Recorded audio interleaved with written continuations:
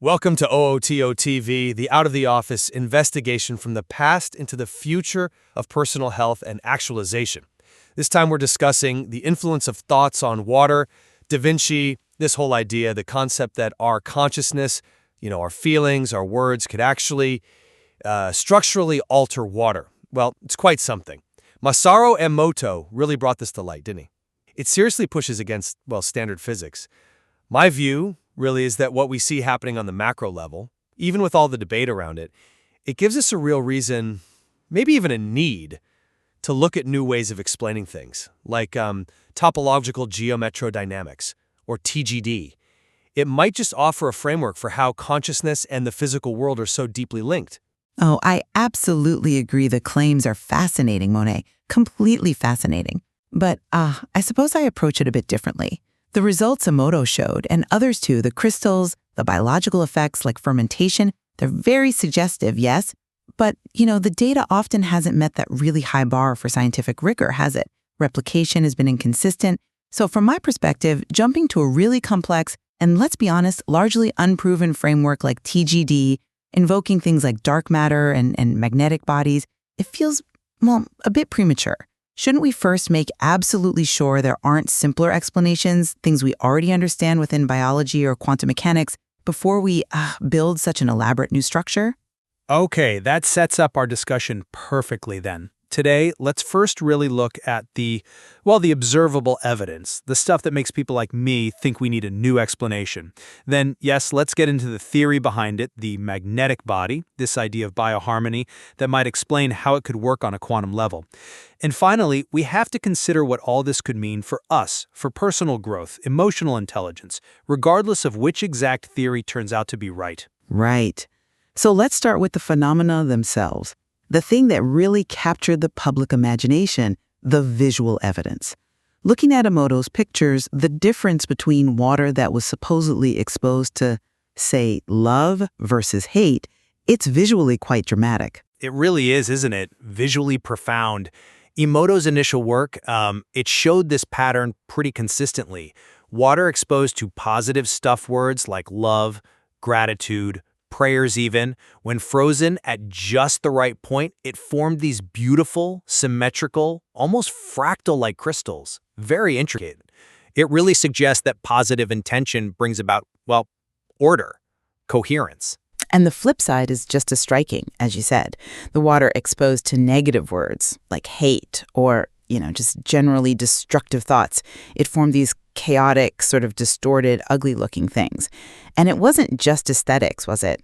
There were also the rice experiments. These were done at body temperature, and the claim was that nice words led to fermentation, which is, a healthy metabolic process, life-sustaining, while the negative words led to the rice just rotting.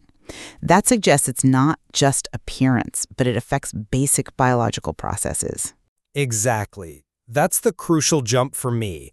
Moving from just pretty pictures to actual fundamental metabolic changes, that's what makes me think we need something more than a standard explanation. But okay, I absolutely have to acknowledge the pushback from the scientific community. There's been a lot of friction. Critics, and fairly so in some cases, pointed to issues like a lack of really strict methods in some of the early experiments. Potential for bias, maybe picking the nicest looking crystal photo out of many attempts. And people always bring up the James Randi challenge, the $1 million for proving phenomenon like this under controlled conditions, which wasn't claimed for this specific work. That's often used as kind of a final word against it. And those criticisms are serious, Monet. We can't just brush them aside. The level of rigor you'd need to definitively prove that human thought all by itself can influence physical matter, especially at a distance, it's incredibly high. We'd be talking about overturning some really fundamental principles of physics that have stood for a long time. So while I understand why the visual results make you lean towards a radical explanation, I have to say those methodological concerns do cast a pretty significant shadow over the observations themselves for me. I see a point, but I'm not entirely convinced that's the end of the story, because the research hasn't just stood still since those early days. We now have things like that really important double-blind study by Dean Radin and his team. Now, in that setup, they had almost 2,000 people focusing positive intentions on water samples that were completely blinded, nobody knew which was which, and located far away. And the crystals that formed from the intended upon water, they were rated as significantly more aesthetically pleasing by independent judges who were also blind to the conditions. The statistics were strong, p equals 0.001. That kind of design systematically removes observer bias, wouldn't you say? And it strongly suggests there's a real effect, even at a distance. Okay, that rate and study is a compelling piece of evidence. I'll grant you that. It's much harder to dismiss. But let me push back slightly differently. Does one admittedly well-controlled double-blind study, even with impressive stats, justify adopting a whole new physics? Rate and study suggests some kind of influence might exist, sure. But what are the key elements for the influence of thoughts on water to actually function at a fundamental level? I still wonder if maybe simpler mechanisms like subtle biophoton signaling or something we don't fully grasp yet about water's properties might be involved, rather than needing this whole huge new quantum architecture like TGD. You're listening to OOTOTV with research by author Paul Bulow. Well, to answer your question about the key elements, I think we do need to look at that new architecture. Because, standard quantum mechanics really struggles to explain how you get quantum effects, like coherence and non-locality, working on the scale of biology, in warm, wet systems. That's where TGD, topological geometrodynamics, comes in.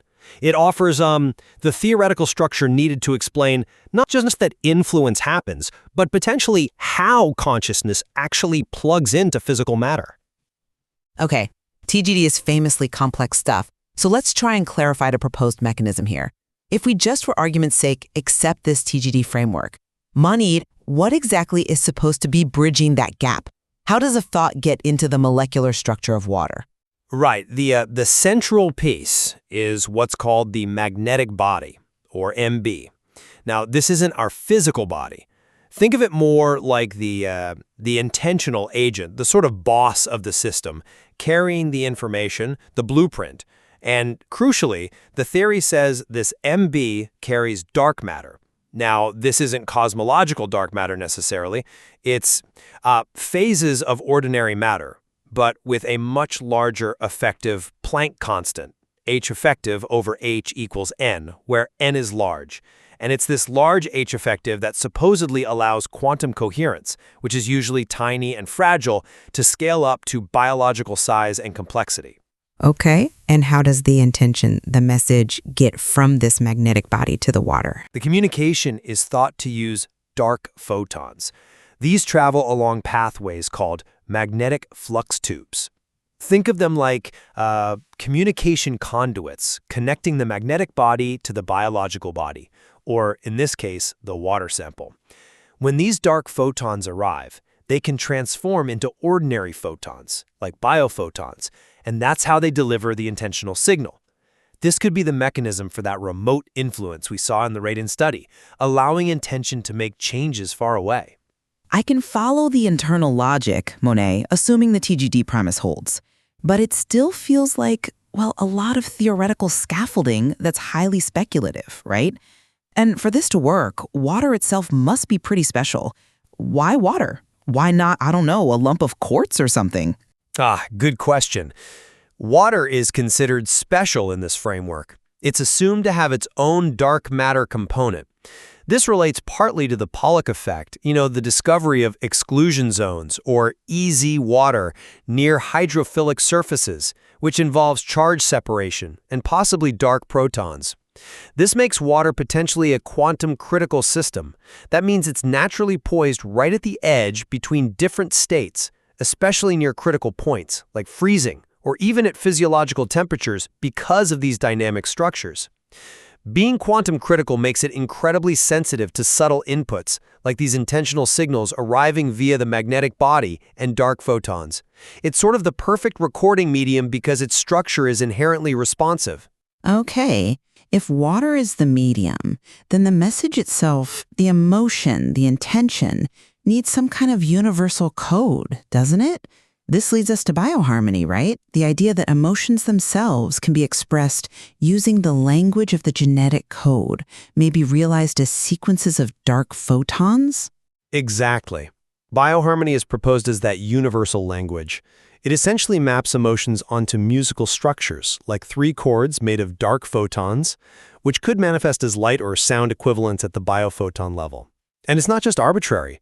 The model tries to map these emotional chords onto geometry, specifically icosahedral and tetrahedral structures.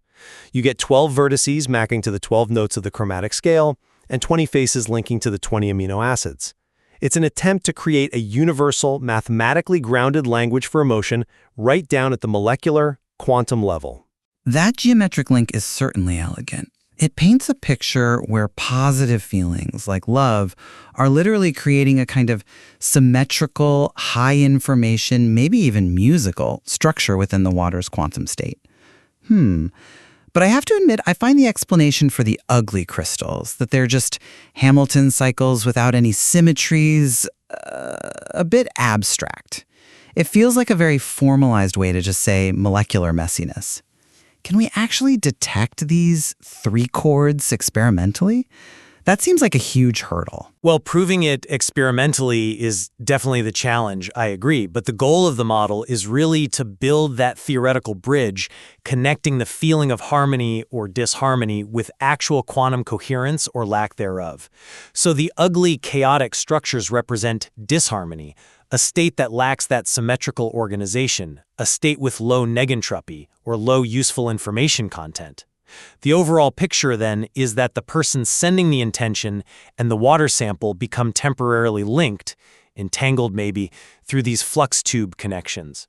This allows the person's emotional state, their specific bioharmony, to essentially imprint itself onto the water's highly sensitive quantum structure.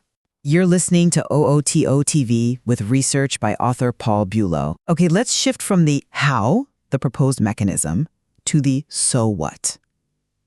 How can the influence of thoughts on water become active for us as individuals? How does this actually connect to our daily lives and experiences? Well, a key part of it seems to be about resonance, about being tuned correctly. Think of it like Alice sending a signal and Bob receiving it. For Alice's emotional state, her bioharmony, to really influence Bob's system effectively, they need to be somewhat tuned to each other. Maybe sharing similar fundamental frequency scales, so the energy and information transfer via those dark photons is efficient. Resonance, yes. I'm not entirely sure we need the whole TGD package just to talk about emotional resonance, though we see versions of that in standard neuroscience, right? Mirror neurons, empathy circuits. But I absolutely agree tuning is key. In fact, you could argue that the ability to perceive another system's bioharmony and potentially influence it, well, that sounds a lot like a definition of emotional intelligence, EQ, doesn't it? An empathetic person might generate resonant frequencies that help shift someone else's internal state, their water-based system, from a low coherence, maybe sad state, towards a higher coherence, happier, more symmetrical one. And conversely, thinking back to the disharmony idea, someone highly skilled but with, say, malevolent intent could theoretically try to force a destructive or incoherent pattern onto another system, leading to maybe emotional confusion or even biological disruption. So the intention behind the signal really seems to dictate the kind of molecular change that might occur within ourselves or potentially in others. That really brings us to some vital points for personal well-being. If achieving and maintaining this internal coherence is beneficial, state that the influence of thoughts on water requires a healthy amount of positive attitude to facilitate best results. It's not just about feeling good, it's about optimizing the system. And furthermore, it likely needs consistency. The influence of thoughts on water requires consistent positive energy to be active and healthy. You can't just dip in and out. The system likely thrives on sustained high coherence. Absolutely. And the results of achieving this kind of internal coherence, this symmetry, they might actually be measurable, not just, subjectively nice. This connects directly to those beautiful fractal patterns we see in the positive water crystals. Think about the work by physicist Richard Taylor. He showed that simply looking at fractal patterns, whether in nature, like ferns, or even man-made ones, can induce real, measurable physiological changes in people. Right. Taylor's studies using MRI and EEG, they found that our brains seem almost hardwired to appreciate fractal geometry. It's like we have a fractal fluency. Looking at them stimulates areas like the parahippocampal region, which is deeply involved in regulating emotions. And the numbers were quite striking, weren't they? Taylor reported things like a stress reduction of up to 60% just from viewing these patterns. And importantly, it seemed to restore concentration, not tax it. So it confirms that the kind of aesthetic order that supposedly results from positive intention imprinted on water, well, that kind of order has a direct beneficial physiological and emotional effect when we perceive it. And this leads us to another key point. The influence of thoughts on water requires the ability to have periods of calm, thoughtful focus to be at maximum productive health. That focus probably helps create and perceive these beneficial internal patterns. That connection is undeniable, yes. The focus likely aids in achieving that internal fractal fluency. Okay, Monet, let's try to synthesize this. Pull the main threads together. Okay, so we started with Emoto's observations, positive intentions leading to beautiful, coherent water crystals and healthy biological processes like fermentation. I argued that this evidence, while debated, points towards needing a framework like TGD. This framework suggests consciousness acts via a magnetic body, using a universal language of bioharmony, essentially a quantum musical code, to imprint information onto water, which acts as a sensitive medium due to its quantum critical nature. And I urged caution, acknowledging the phenomena are real and deserve study, but questioning if we absolutely need the full TGD apparatus, the dark matter, the flux tubes to explain it just yet. Simpler or alternative explanations might still emerge. However, where we strongly agree is on the implications. The connection between our thoughts, our emotions, and water seems profound, and given our bodies are mostly water, well, our internal environment is constantly subject to our own self-generated emotional music, our bioharmony. Right. So cultivating that positive internal state, that resonance, it stops being just a kind of feel-good spiritual idea and becomes almost a biological necessity for operating efficiently, both cognitively and physiologically, which strongly supports the idea that exposure to healthy influence of thoughts on water improves your social mood and mental ability to share ideas and thoughts. Coherent systems likely communicate better. So given this complex picture, whether explained fully by TGD or some other mechanism, eventually this understanding of emotional imprinting on water. Monet, what more should we be asking about the influence of thoughts on water as we look towards the future of health and personal development? I think we really need to focus experiments on figuring out what maximizes that coherence. Are specific types of meditation better? Certain forms of expressing gratitude? Can we reliably measure the negentropy of bioharmony generated by different practices? And crucially, how could we potentially scale this up? Could we develop ways to therapeutically induce high coherence states? And from my perspective, we absolutely need more independent, rigorously controlled validation, specifically testing the core mechanisms proposed by TGD if possible. While the link between fractal patterns, emotion regulation, and health strongly suggests coherence is fundamentally important, we still need to nail down the underlying physics. The profound connectivity between mind, intention, and matter seems increasingly supported by evidence. But the precise language they speak, well, that remains a deeply fascinating open question. An excellent point to end on. Thank you everyone for joining us on the debate. We definitely encourage further exploration into these fascinating connections between consciousness, the structure of matter, bioharmony, and the quantum nature of life itself.